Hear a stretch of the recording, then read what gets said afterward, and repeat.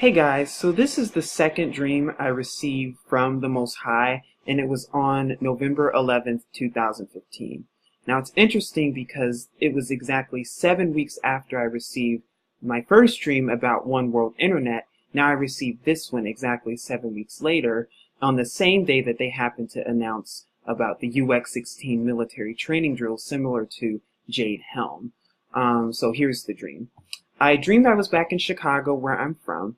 And when I was there, I saw a ton of destruction and chaos. Like, it was beyond this world. Like, there was trash everywhere on the streets.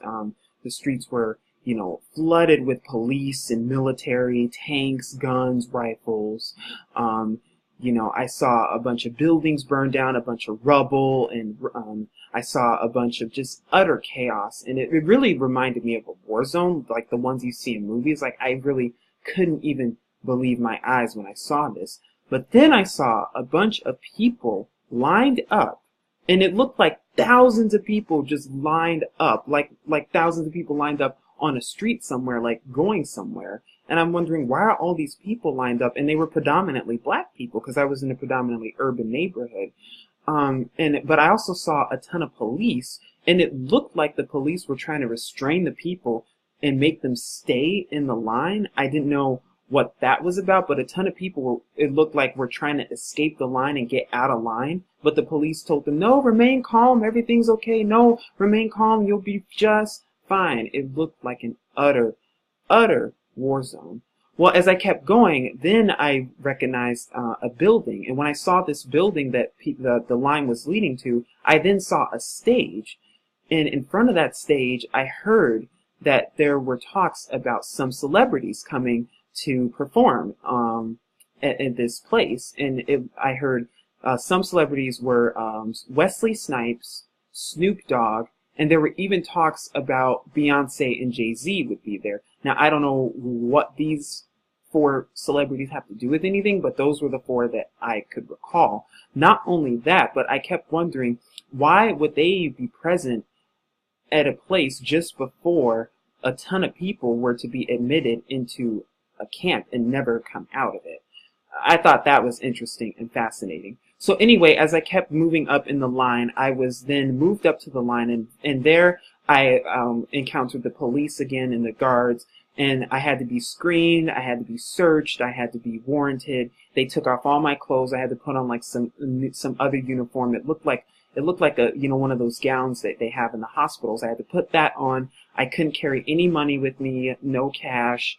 No belongings, no personal possessions. They took all that away. The only thing I could have was those gowns that they gave me, and it really reminded me of sort of like the TSA patting down, like how they pat you down at the airport. It really reminded me of that. So after the screening, I was then taken inside the building, and when I was in the building, I immediately saw everything was barred up. The windows were barred up. The doors were barred up. There were checkpoints everywhere. The military and the police were everywhere. There were cameras everywhere. It really looked like a real prison, like worse than, prison. So as I kept going though, I saw this computer room, and inside the computer room, I saw a bunch of kids and youth using the computers. And I kept wondering, why are there kids using these computers? And then it hit me that this was the only place of access for internet. So this must have taken place either after some, a national blackout, or maybe after some national EMP. I don't know which one, or maybe some grid shutdown, but it looked like that was sort of the remnant after that. And this was the chaos that took place after. So anyway, after I was inside and after all this happened, I was given a green wristband, and I was to put it on my wrist. And with this green wristband, they were to use it to track so I could go anywhere. I don't know if I saw any other colors, but I do remember a green wristband. Now, long story short, when I wanted to get out of the camp, or try to get out, it was heavily armed with a ton of guards, like hundreds of guards armed the entrance and the exit point. So when I got there, they gave me a stamp on my wristband. And with that stamp, that was the only way I could get out of the camp. And I'm like, why do I need a stamp to get out? But I remember getting a stamp in order to get in and out of this camp area. And I thought I don't know I don't know what that could represent. I thought that was very interesting. So then after I got my stamp and got out of the camp, I was led someplace else in the same city of Chicago, and I saw all these different areas where they were like checkpoints where people couldn't go and where people could go, but they needed to go through the guards and go through the police in order to get out. So I went to this one checkpoint, or that's what it looked like, and there was a teller standing there, heavily armed with guards. And then I saw one of my friends, one of my good friends from back from school. So that's how I knew I was back in Chicago, because I saw one of my friends. And there, it looked like my friend was speaking Spanish to the teller there, and which to me represents confusion because I didn't understand a word they were saying. But my friend, it looked like my friend was trying to leave the city, and it looked like my friend couldn't even leave the city. And then after my friend was speaking to this teller, my friend took away or tried to steal and grab my wristband. Now, it looked like, from what I saw and from my interpretation, it looked like there were checkpoints all over, and you couldn't even leave the city. In order to leave the city, you had to go through these checkpoints. You had to get a wristband. You had to get a stamp on the wristband in order to even be admitted into a certain area of even the city. And he was Puerto Rican too, so it looked like he was trying to even leave the country, but they wouldn't allow him to. So that was basically the first part of my dream, and then I had another part that I'll share in another video. But you know, all I can really say is that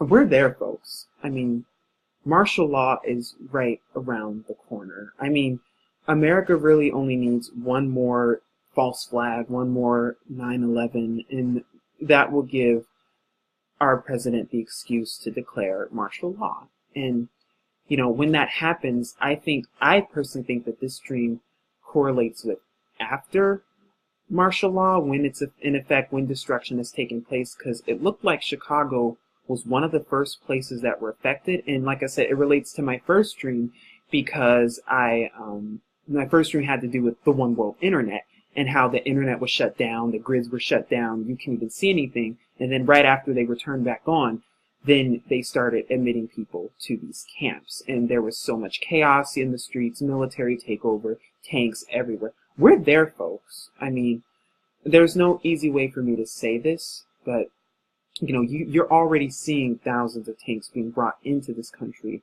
right now. You're seeing the military heavily prepared and armed. Like I said, it relates to the Jade Helm and the UX that I saw earlier, and that I mentioned earlier in this video. So, you know, all this is to say that we're there, and it's time, you know, as believers and as, you know, as just people to really wake up and see what's really going on and really, you know, seek the Most High if you haven't, and really get in tune with the Most High, get in tune spiritually, because we are about to start seeing some things that we have never seen before, and it's just going to be out of this world. And I just really hope and pray that you will seek the Most High in order to find your way, in order to, you know, escape the oncoming you know, trauma that's about to get here, because everything's ready to go, people. I mean, the guillotines are ready to go. Yes, I said guillotines.